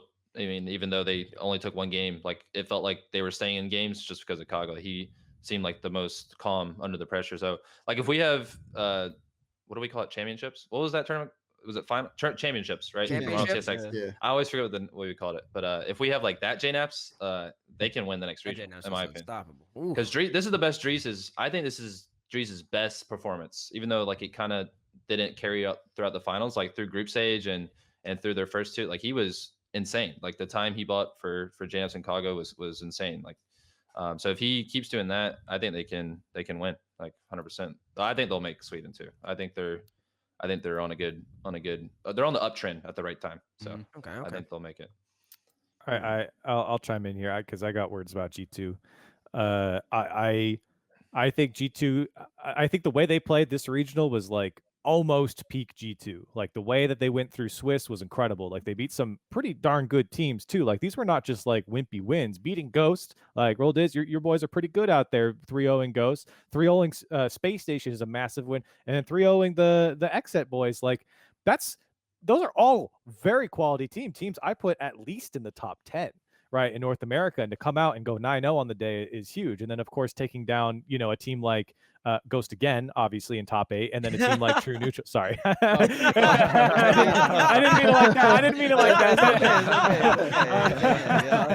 Luck of the draw, I didn't get smacked twice. It's okay.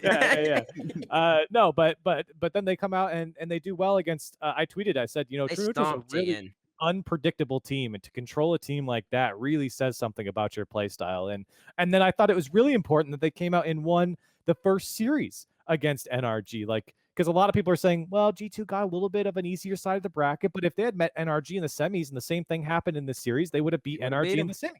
So if they had one best of 7, they beat him in the first one. I think that counts a lot more than maybe winning the second one or something like that. But I got to say something to the G2 fans and to people out there, especially on the internet world. Stop talking about Dries. Stop it. Stop. I see so many people say, oh, well, Dries didn't perform well like X in this tournament because he's really inexperienced. But then they want to say they want to put Daniel on the team. Talk to him. What RLCS stream have you seen Daniel on? None. 0. He's I got love you, Dan. no experience. I love Daniel too. He's going to be a great player, but he has, if anything, the exact same experience that Dries had coming in. And Dries has performed phenomenally when Garrett's talking about the very specific play style that G2 has to play. Dries is doing that perfectly. And if anything, you should be looking at JNaps in this tournament because he didn't play that well. It was Dries on the back line being that last man to buy time for that monster of a player for Chicago to get the ball back in his hands and make something happen. So I don't want to hear anyone talk about Dries anymore other than how great he's played, because he has been phenomenal. And every single time G2 loses, everyone's like, well, I guess we'll just wait for Daniel. And it's like, what do you mean? There's no experience on Daniel and you're criticizing Dries for not having experience. What on earth is the argument there? Dries has played fantastic for G2. There's some adjustment there, and there's still agreeably some experience needed for Dries, but the fact that he's been able to come into this roster and play with 2 legends is amazing, and he's performed extraordinary for the positions that he's left in. He's left 1v3 against Envy half the time. Like, I mean, come on, man, he's performing. I mean, I'm with you. I'm with you all the way on that. It's just, yeah, Dries has played really solid, and there's just, I feel, as Garrett said, I'm glad Garrett said, I do feel like Dries is playing his best Rocket League up to this point, at least as a pro. He seems to be in position more, in my opinion. He's more confident going for the ball. Yeah, takes his chances when he's allowed, and he seems more in it. I feel like in RLCS X, he was just on the team, he was filling in, and now he's more like he knows his role and he's really defined it, and he's constantly improving on it. So really no Dries slander needed anywhere. It's hard. I've played for 5 years and I still show the finals and completely blunder. Like, they've made 4 finals, expecting him to be like crazy against, me, Squishy, and Justin, who have played for years. It's like too high of an expectation, and I feel bad that he's even like tweeting like super down on himself. Right. He is not counting the how long off season? 3 months, 2 months. Not counting that off season, he has been on the team playing RLCS for 4 months. And they've made 3 finals, almost beat us in championships. Like, he's done well. He's done great. Like, I think G2 has someone who they could move forward with and be like happy with it, I think. Oh, and shout out Greg Popovich, aka aka Coach Matthew. All of a sudden, G2 are looking like a more well machine. I understand they still don't play defense yet, at least not to the level they should be playing it, and that's just because they're one of the most offensive teams ever in RLCS history. But I mean, they're a little bit more rounded, and without Greg Popovich in the background pulling the strings, they be in danger. But I wanna ask a question to everybody before I move to EU. Did Roll even answer? Did he? No. Oh, you can go ahead. My bad. I'm sorry. Big mouth, man. Big mouth. Nah, but lucky weekend outlook. I think this is gonna be the regular G2. We're just touching on Sathu's impact coming in as a new coach, Sathu Popovich. I've heard from an outside source or an inside source on the G2 roster that if it wasn't for Sathu, I did download you, Reed. I'm looking at you, and I know you're watching this. I downloaded you that night. You told me, or you told someone specifically, you had a software update, and you needed it because I was about to take that series, Reed. Nah, but good series to you guys, and yeah, I think this is exactly how G2 is going to be performing from now on out. I love the point you guys made about Dries. Honestly, after reading what you said, or after hearing what you said, it makes total sense, and there should be no disrespect on Dries. The devil's advocate approach to having a new player on the roster is the potential of having a better player, but Dries has been doing phenomenal in that role for G2, and I think he's just going to improve the more comfortable he gets in the scene. He just looks like, on the field, he looks like he's been here before, which is perfect. Like, he's not choking in big moments. He's solid. He's super composed as a rookie. I'm still considering him a rookie pretty much because for sure. And he's still composed as he is. He belongs here. He looks like he belongs, and that's all you need to see for a G2 fan. So I think this is what we should look for, more of this G2 gameplay. I don't think it was a lucky weekend. Exactly, and I'm with you that. But before we move to EU, since the Babbert hasn't been talking as much, I got a question for all y'all. It's been on my mind. I was waiting for the end of the G2 segment. Obviously, NRG is number 1 NA, but we need the next 4 spots. You can do them in order if you prefer, or not. But next 4 spots, in NA. Bro, you go first since you just talked. You said top 5? Top 5. NRG's already won, so you just got to fill it in. NRG. In order. In order. Okay, NRG.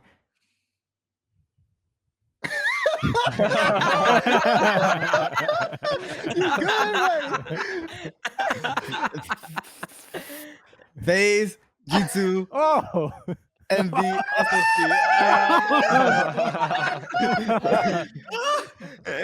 Okay. my top Wait, five what right was there. the fifth one? SSG. SSG, Dazerin. Oh, I'm next. Oh, I thought I didn't think NRG, Envy, FaZe, G2, SSG. Garrett. I got. Oh gosh, this is hard. I'm gonna just say it's really close. Oh my god, I'm pulling a Roll Dizz. I don't know any of the other teams. I'm gonna say G2, FaZe, NV, SSG. Okay. The round Jack. top 5, yeah. NRG, NV, G2, SSG, FaZe. Okay. FaZe 5. FaZe All 5. right. Chad, you can clip that up, post it on Twitter. Top 5's going into the regional 3. But the Wait, Dazerin, did we get yours? oh, you already know mine. In our NRG, NV, G2, SSG, FaZe. Oh, we're on the FaZe? same page, Bates. Okay. Okay. That's right. I like All that. right. Okay. Well, I was not expecting that. Yeah, I was not. That being said, we got to talk about some other unexpected things that were going on in the European region as we move on to Europe, because it's some stuff going on over there as well. We got some teams missing, and of course, you know, I gotta talk about Guild again, because Guild, I'm looking, I got a nice view, but I can't find you anywhere in the Swiss stage. Is this an error? Should I talk to Liquipedia? It seems like you're not here, but we have some other teams. We have SK Gaming, we have Vodafone Giants, Barca. I mean, Liquid's not there, but I think at this point we just didn't expect Liquid to be there. And I think, and yeah, so we got some missing parts here, boys. Well, what's going on with Guild? Does anybody know? Anybody? They are not playing well. I mean, the losses that they had weren't even like I can't wiggle out of that one. Like, I want to wiggle out of that one for Guild, but like losing Double O Nation, getting swept by Barca Esports as well, and then the 1-3 to Giants, like maybe that was their best loss. Actually, Double O Nation has actually had some good results, but yeah, and then they beat Rix, and I mean, this team does. They beat Cookseer's Minions. I forgot about that. It's Cookseer's team. And so for Guild though, I don't know what's happening. I really don't. I don't know if it's something inside the team or if they, like the play style, like they maybe tried to change something and it's not working anymore. But I mean, looking at Guild's performances, it's well below the bar that I would expect a team like that to be performing. Yeah, I mean, just inexcusable for my boy Noli. I mean, he talks a big game. He backed it up majority of the season last season, somewhat. Not really. To that point, he did say they were like the best in the world, but they weren't. Mhm. But he had the confidence. I don't know. I haven't been seeing him tweet as much. I don't know if whether he's on the game or not. And they're gonna have to really fix that. It's just that simple. They're underperforming vastly, to say the least. Yeah. Yeah. Go ahead, Roll Dizz. I was gonna pretty much backpack. I really have no words for this team. They had the expectations for themselves. They're not meeting. I don't know what's going on mentally. I think it's a huge mental case for this roster. They're just in the gutter, and they don't believe in each other and their roster as a whole. I feel like, because they definitely had the skill. They proved it last season. They just slumping or something. Yeah, I don't know.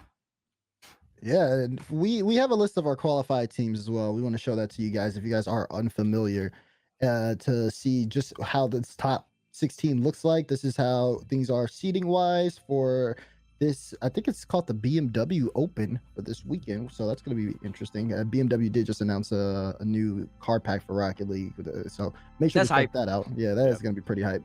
And yeah, definitely some new faces. Vitality snuck in at 14, seed. which is Vodafone at 13. a little nervous. But before we even get to Vitality, we got to talk about Team Endpoint, because Team Endpoint ended up winning the last event. And my question for you guys is, again, it's kind of like the same thing about G2, but for Endpoint. Is it a one-hit wonder? Are Endpoint going to be able to like make this happen again? now that we know teams are going to start taking them a little bit more seriously, and especially knowing how well like people like Seiko play, like they're going to want to shut that team down. But again, what do we think on Endpoint? Can they do it again? I'm big on them. I think they can. I don't think there's any one-hit wonder about it. I think that is very important for a team because you can say they're playing house money. I mean, I said this last week. You can say they're playing house money the whole entire tournament, but once they got to the finals and then they beat BDS, the house money wasn't there anymore. Like that's when you actually have to. That's the pressure's on you because you're already up 1-0. Now you're expected to win. You can make the argument that they were goofing around, just having a good time, happy to be there. But the moment when the pressure was really put on them, they still performed and they still took out the best team in Europe at the time. And probably BDS might still be the best team in Europe. I don't think there's any one-hit wonder about it. They have a very balanced approach to Rocket League. I feel like a lot of EU teams have that in comparison to NA. Less offense, more just overall defense, and the way they play, it's effective. They just let their boy Seiko go to work, relating wave fills in the gaps, and then Metza, you already know Metza's gonna be a solid vet, and they win games. I think they could do it again. Should I go? Garrett? Yeah, go ahead, Okay. Garrett. Yeah. I mean, I don't.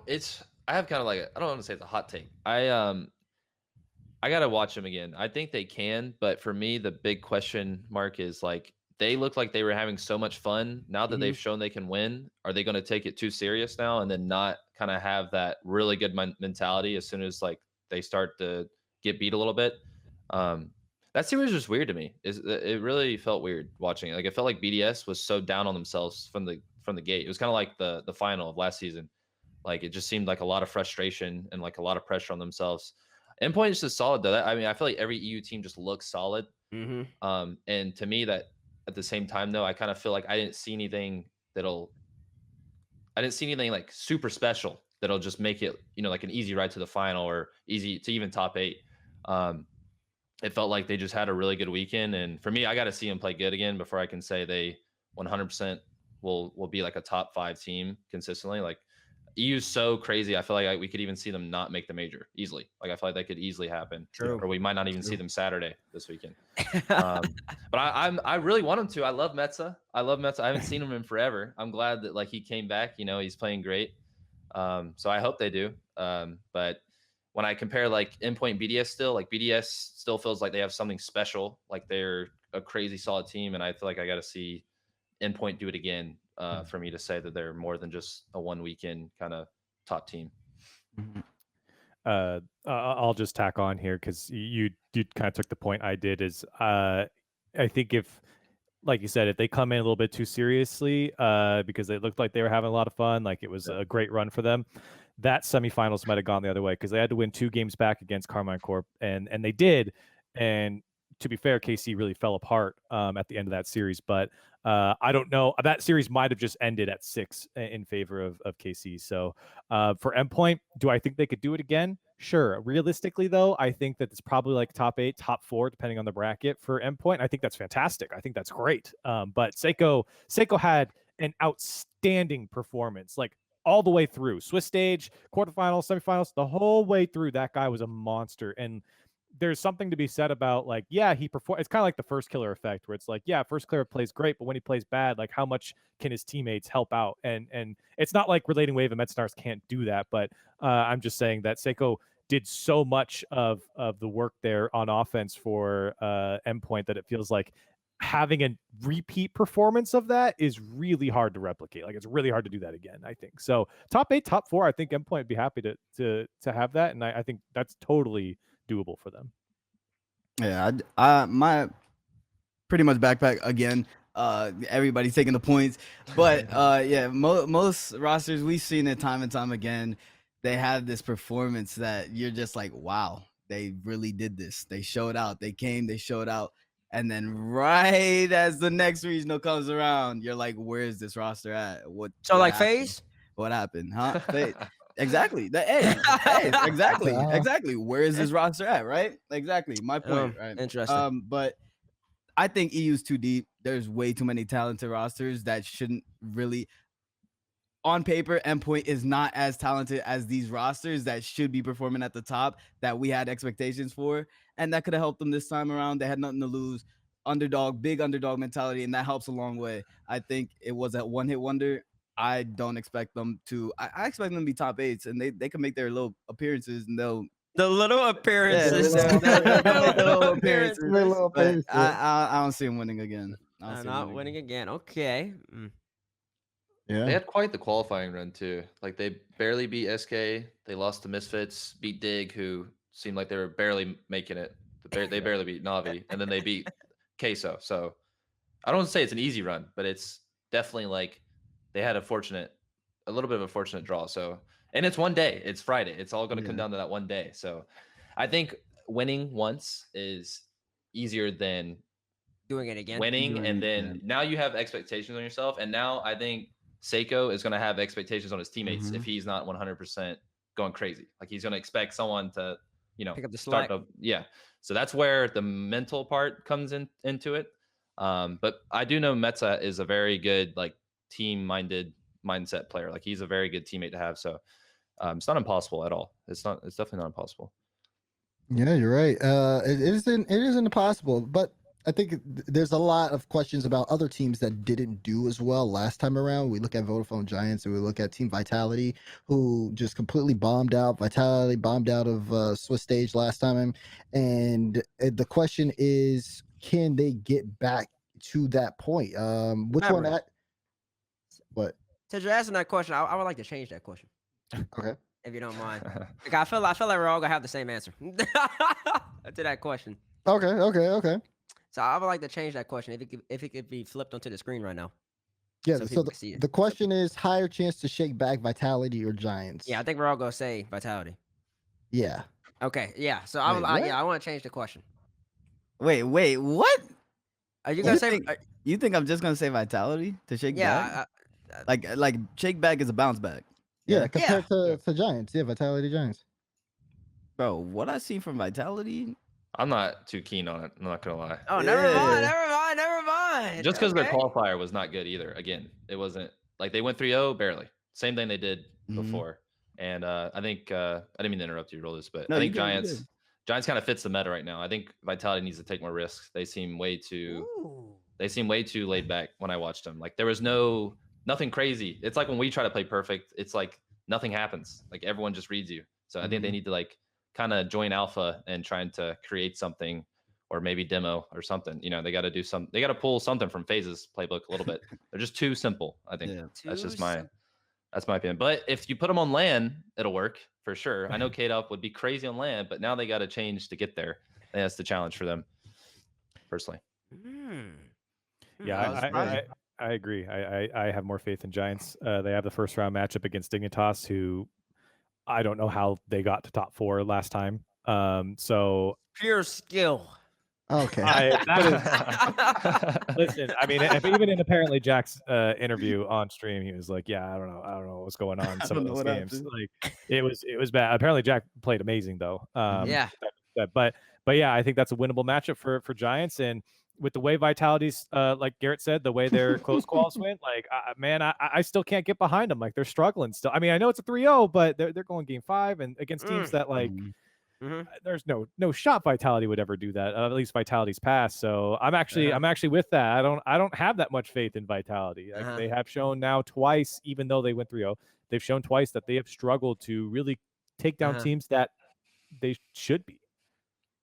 So go ahead, tell me why Vitality, TBates. Tell me why This is Vitality. disrespectful. This is disrespectful. This might as well be sacrilegious. This is just pure blasphemy. Coming from the Captain America, coming from one of the best commentators in the game, coming from another pro player who makes top 8s in NA.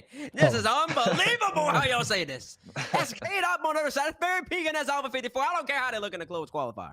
I don't care how they look in the first regional. It is what it is. They were coming off an EU championship.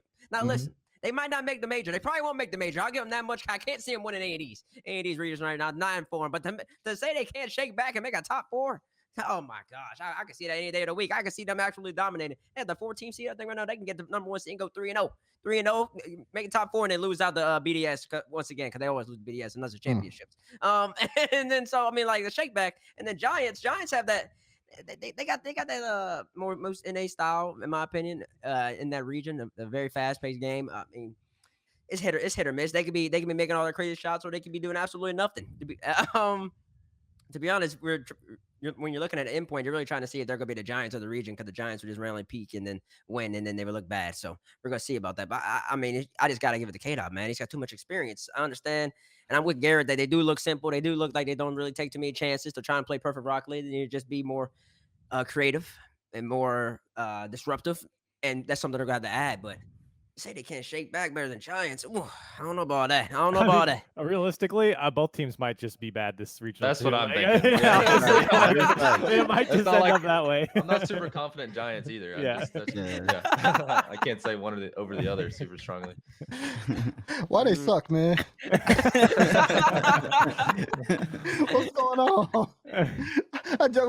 We go into the first EU Open, and I'm like, okay, you know, I'm expecting the top four. And we're looking at the Swiss, and I'm like, why is Vitality losing? And like they kept losing. They didn't beat anyone, and I'm just I don't know. I didn't have any words. Then we get here, and you know, of course, they make it through close call, but Corelli's right. Play a 5-game series. That's shaky. I don't like having Maka vibes for a team that won EU champs. You go and you beat BDS. You play against the team that everybody thought was unbeatable, and now you can't even make a top anything. You're last. Dead last. You're last. Like I don't. Don't worry, they can shake back. I mean, I feel I would hope so, because you know, it would be nice to be able to see what Vitality does look like in a live environment. But to say that is not like, we would need a night and day change from that last result. And then if they do have a similar result as that, then my goodness, there's going to be some crazy questions that come after that, because I don't think everybody thought that was kind of an anomaly for Vitality to finish that low. So I think it's a lot of pressure on them to finish just to at least make playoffs. Like Swiss State's gonna be a whole lot of pressure for them, and of course after that, like they're really putting a bad spy here. And now we're gonna see people who are champions, K-Dop, who's won world champions. These guys have always had that kind of like backing behind them that they can do well. And now it's like, oh, okay, wait, what's happening here? Who's their first round matchup this weekend? KC. KC Carmine, yeah. Yeah. That's rough. That's rough. I mean, I hope they make it. I hope they just somehow win both events and make it, because that would just be interesting to watch. But that's rough. That's a rough first round draw for sure. If I'm an EU fan, I want Vitality at LAN. If I'm really in the whole like regional debate, I want my team Vitality at LAN. Like that's the team you want at LAN. And yeah, I would love to see it too. I would love to have Vitality come to Sweden, but they're gonna have to like basically win both. Miracle run. Yeah. It'd be a miracle. Yeah. So real quick, as we get ready to close out, I need everyone's at least predictions on what team they have to close out this. Which team you have to win the BMW Rocket League Open in Europe? Who do you think is going to be able to take it? What's your team? I mean, we all had teams last week on First Touch, and we were all wrong because no one expected Endpoint to win. But where are you guys going? I'm going to start and just say I'm going BDS again. I'm going BDS again. Yeah, I know. Woo, yeah, very fun. Very fun. NRG and BDS. Woo. Man, I'm picking the two best teams of the region, man. Oh man, you're real creative. Oh, so they are the best. I'm just glad that we had to say it out loud. Okay. I said that earlier. Just like what? I admit it. Yeah, I'm just glad that that's obvious. I'll go next. I'm gonna be a little bit more creative with my pick. Archie. That's what I was gonna say. Fan bro, now. Archie has converted me, bro. I watched Archie, Casio. Oh my goodness, Chaucet. You three, you're looking good. I like what I see. Archie, especially from you, bro. Archie was popping off. You made me a fan, Archie. You know what? I got an EU first killer now, and it's Archie. So I'm gonna go Semper. I got Semper taking the win. Okay. Is that yours too? Are you going Semper? I was gonna partially to change it up from BDS. I was gonna go Semper too, because I actually think Casio is looking like a lot better than he was towards the end of last season. So really good, yeah. I think they have. Chaucet was looking good too. I thought Chaucet was looking kind of rough throughout last year, but he's looking really good. Like looked good at the end. So I think they have the skill to win, you know, and I think they can. And I'm gonna predict them. So hopefully they make me look smart. I'm picking maybe one that's not on everyone's radar, but that put up like now that Regional 1 has happened, we've seen where teams place. Their results look a lot better now. I'm going Misfits.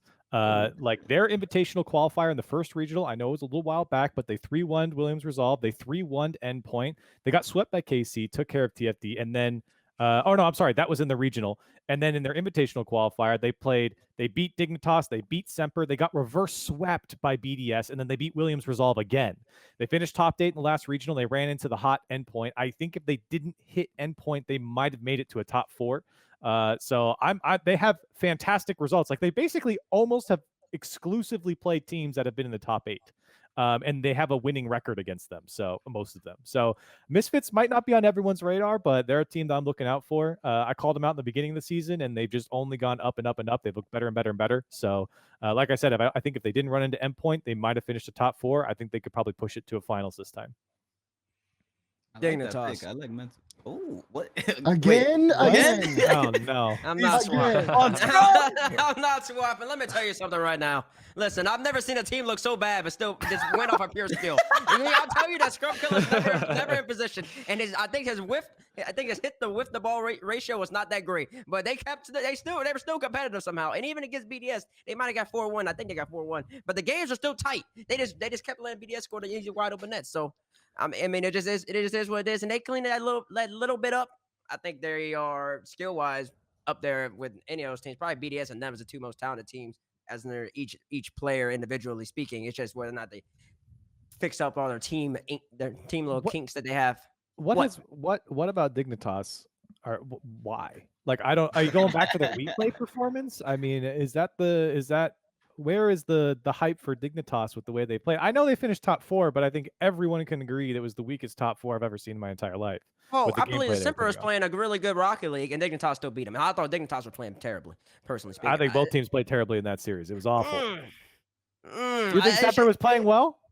Semper was playing better than Dignitas were. Dignitas was. It's just that Dignitas just had the mechanical ability to put it home when it mattered most. It's just that simple. Okay, well, listen, we'll have to wait to see this weekend at the BMW Rocket League Open which team is going to take home the gold. That's it for us. We're over time here on First Touch today. And for me, I think that we got a lot that we're looking forward to from Europe. And it's going to be a crazy weekend. North America afterwards is going to be crazy. You're going to want to make sure you are locked in for all of that. So, of course, Corelli, GarrettG, thank you guys so much for tuning in. We really appreciate it. And of course, on behalf of TBates, Roll Dizz, myself, all of the crew, thank you so much for being able to tune in to First Touch. We'll be back next week with some more Rocket League action. Be good to each other. We'll see you then.